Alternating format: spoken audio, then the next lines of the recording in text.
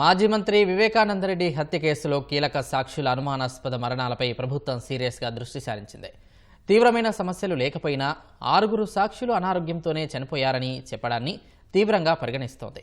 వివేక వాచ్మెన్గా పనిచేసిన రంగన్నది ముమ్మాటికి అనుమానాస్పద మరణమేనని భావిస్తున్న ప్రభుత్వం మంత్రివర్గ సమావేశానికి డీజీపీని ప్రత్యేకంగా పిలిపించి వివరాలు తెలుసుకుంది.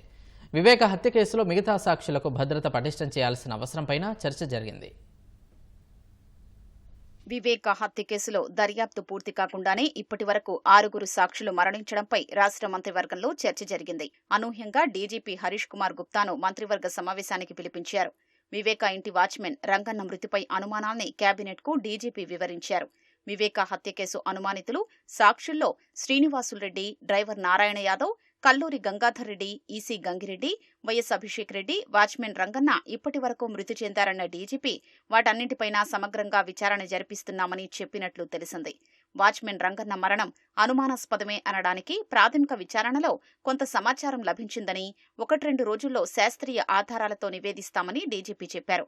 పోలీసుల వల్లే రంగన్న చనిపోయారంటూ ప్రచారం చేయడం వెనుక వివేక హత్య కేసు నిందితుల ప్రమేయం ఉండొచ్చనే కోణంలోనూ దర్యాప్తు చేస్తున్నామని మంత్రివర్గానికి డీజీపీ చెప్పినట్లు తెలిసింది.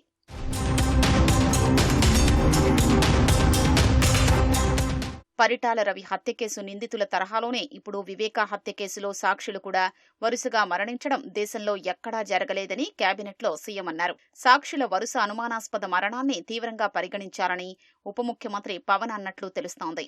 వాచ్మెన్ రంగన్న 2 రోజుల క్రితం చనిపోతే పోలీసులు కొట్టడం వల్ల మరణించాడంటూ సాక్షి టీవీలో ప్రసారం చేశారని చంద్రబాబు ఆక్షేపించారు. అదంతా నెపాన్ని పోలీసులపైకి నెట్టేసేందుకు చేసిన కుట్రని, వైసీపీ నాయకుల నేర స్వభావానికి ఇదో నిదర్శనమని సీఎం అన్నట్లు తెలిసింది.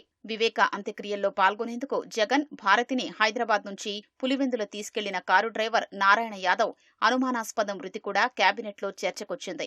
జగన్ కు కోడికత్తి గాయమైనప్పుడు హైదరాబాద్లో చికిత్స పొందిన ఆసుపత్రిలోనే నారాయణ యాదవ్ చనిపోవడం అనుమానాలకు తావిస్తోందని సీఎం వ్యాఖ్యానించినట్లు తెలుస్తోంది.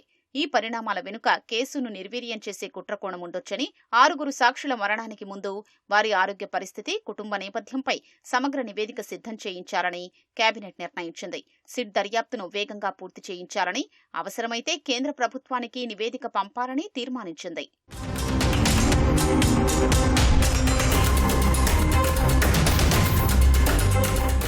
ప్రజల్ని ఏమార్చేందుకు టీవీ, పత్రిక ఏర్పాటు చేసుకుని జగన్ చేస్తున్న అరాచకాల్ని తిప్పికొట్టారని మంత్రివర్గ సహచరులకు చంద్రబాబు సూచించారు.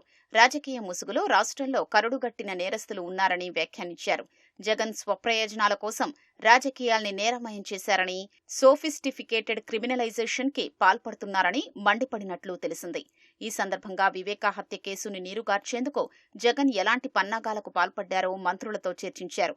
వివేక గుండెపోటుతో చనిపోయారని తొలుత సాక్షిలో ప్రసారం చేయడాన్ని చూసి తాను నమ్మానని, ఆ తర్వాతే అసలు కుట్ర బయటపడిందని సీఎం అన్నారు. సాక్ష్యాల్ని రూపుమాపడం, నారాసుర రక్త చరిత్ర అంటూ ఆ నెపాన్ని తనపై నెట్టేసేందుకు జగన్ ప్రయత్నించడం, సీబీఐ విచారణపై జగన్ నాలుక మడతబెట్టడం, ప్రధాన నిందితుడు అవినాష్ రెడ్డిని అరెస్టు చేయకుండా సీబీఐ అధికారుల్ని అడ్డుకోవడం, అప్రూవర్ దస్తగిరిని బెదిరించడం వంటి పరిణామాల్ని చంద్రబాబు ప్రస్తావించినట్లు సమాచారం. చివరకు బాధితురాలైన సునీతనే నిందితురాలిగా చిత్రీకరించేందుకు జగన్ చేసిన ప్రయత్నాల్ని సీఎం ప్రస్తావించారు. జరుగుతున్న పరిణామాల్ని తేలిగ్గా తీసుకోవద్దన్న చంద్రబాబు జగన్ వంటి వ్యక్తుల విషయంలో అప్రమత్తంగా ఉండాలని సూచించారు.